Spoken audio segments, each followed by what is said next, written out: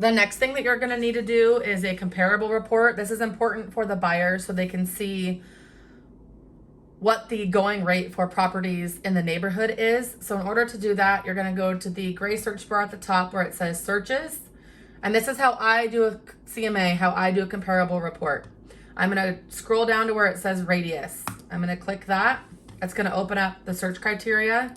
I'm going to start at a 1/2 mile radius, and I'm going to type in the address of our property that we are looking to get a CMA for. CMA is the comparative market analysis. I'm going to type in the full address, including city, state, and zip. This is a residential single family home. So I want to compare properties that are for sale, residential, single family.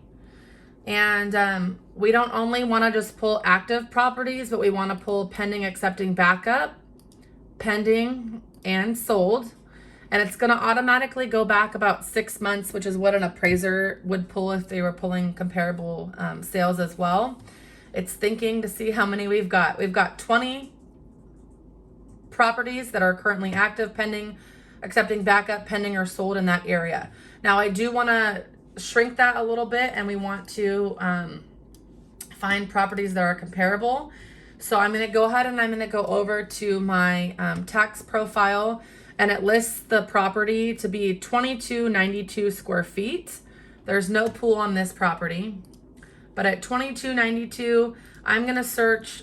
Typically we do plus or minus 200 square feet. So we would do about 2100. I'm going to go ahead and do 2000.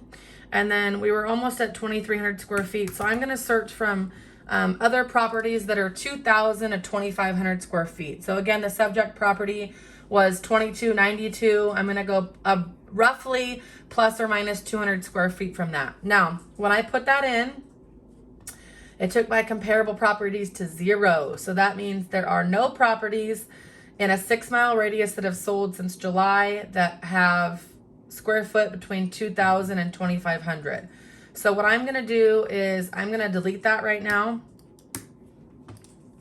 And I'm going to go check out and see what we've got. I'm going to click view results at the top by the 20.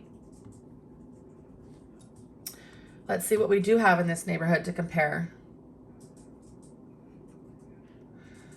So it's pulling properties that are much larger. There's a 1,900, then there's things that are over 3,000 square feet. A lot of these are in Quail Lake though. So you can see there's a $14 million property on here because it has a ton of land. I'm going to go ahead and go back to where it says revised criteria.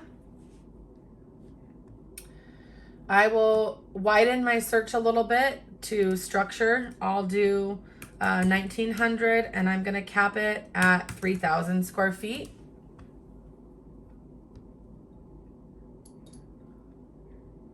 And with that search criteria, it's going to give me 8 homes.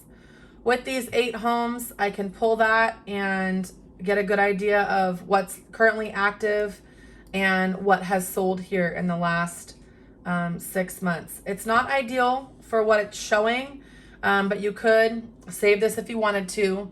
You can go ahead and click the white button. It's going to select all 8 properties, and then you're going to go up to the blue bar and click CMA for comparative market analysis. You'll leave it at standard CMA. You'll click PDF. You'll go back to the blue button that says go.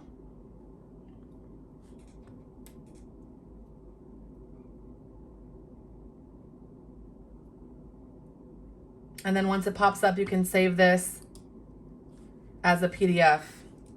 Duck Point, CMA, and I'm going to put half because I did a half mile radius. Oh my goodness, PDF. There we go. So that's one way you could do the CMA. The other thing you could do is you could do a mapped version, but I'll go back and I'll revise the criteria here a little bit.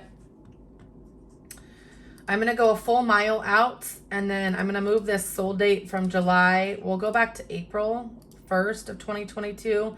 So we're going to try to pull 3 more months of data. I'll leave this at 1,900, and I'm going to shrink this down to 2,600 and see if it does pull any comparables for me. The other thing that last CMA pulled, it was pulling single story and 2-story. So you can narrow it down by clicking these boxes here too, to exclude 2 stories if you wanted to.